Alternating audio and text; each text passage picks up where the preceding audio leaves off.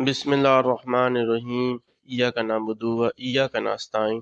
اے اللہ، ہم تیری ہی عبادت کرتے ہیں اور تجھ ہی سے مدد مانگتے ہیں۔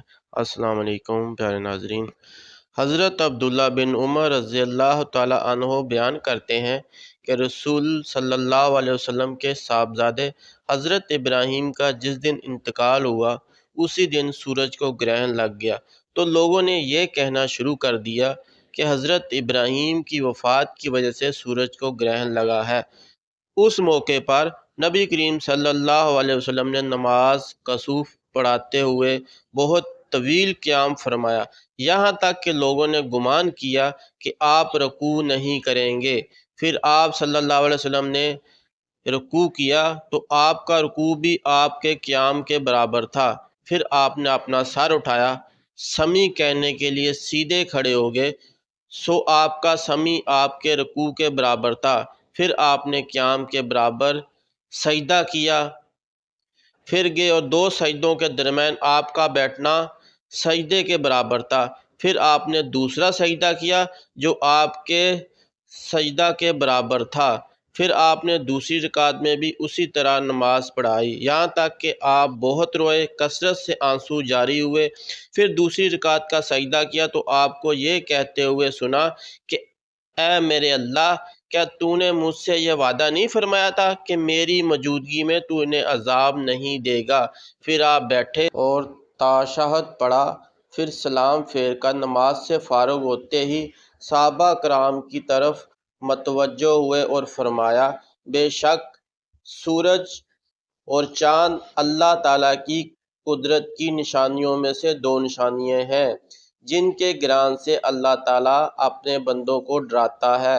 ان دونوں کو نہ تو کسی مس کی موت کی وجہ سے گرہن لگتا ہے اور نہ کسی کی زندگی کی وجہ سے، سو جب ایسی خوفناک صورتحال پیدا ہو جائے تو تم پر لازم ہے کہ نماز پڑھو۔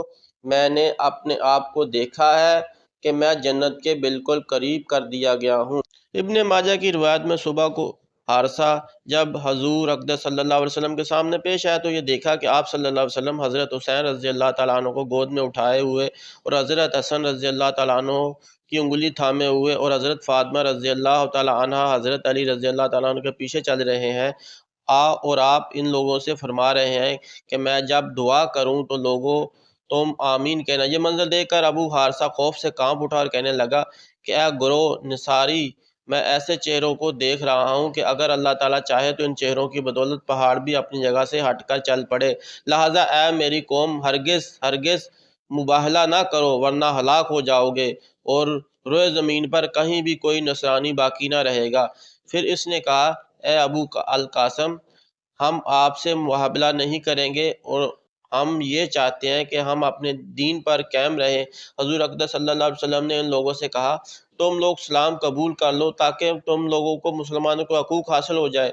نصرانیوں نے اسلام قبول کرنے سے صاف انکار کر دیا تو آپ صلی اللہ علیہ وسلم نے فرمایا، پھر میرے لیے تمہارے ساتھ جنگ کے سوا کوئی چارہ نہیں ہے۔ جو سن کر نصرانیوں نے کہا، ہم لوگ عربوں سے جنگ کرنے کی طاقت نہیں رکھتے، لہٰذا ہم اس شرط پر صلح کرتے ہیں کہ آپ ہم سے جنگ نہ کریں اور ہم آپ کو اپنے ہی دین پر قائم رہنے دیں، اور ہم بطور جزیہ آپ کو ہر سال 1000 کپڑوں کے جوڑے دیتے رہیں گے۔ چنانچہ حضور اقدس صلی اللہ علیہ وسلم نے شرط پر صلح فرمائی اور ان نصرانیوں کے لیے امن و امان کا پروانہ لکھ دیا۔ اس کے بعد آپ صلی اللہ علیہ وسلم نے فرمایا، نجران والوں پر ہلاکت و بربادی آن پہنچی تھی مگر یہ لوگ بچ گئے۔ اگر یہ لوگ مجھ سے مباہلہ کرتے تو مسخ ہو کر باندر اور خنزیر بن جاتے اور ان کی وادی میں ایسی آگ بھڑک اٹھتی کہ نجران کی کل آبادی یہاں تک کہ پرندے اور چرندے بھی جل بن کر راکھ کا ڈھیر بن جاتے اور روئے زمین کے تمام عیسائی سال بھر میں فنا ہو جاتے۔ اللہ تعالیٰ سے دست ادب دعا ہے ہم تمام مسلمان کا حامی و ناصر و آمین یا رب العالمین۔ جزاک اللہ خیر۔ اگر آپ کو یہ اسلامی ویڈیو پسند آئی ہے تو میری ویڈیو کو لائک کر دینا اور چینل کو سبسکرائب کرنا نہ بھولنا۔ شکریہ، اللہ حافظ۔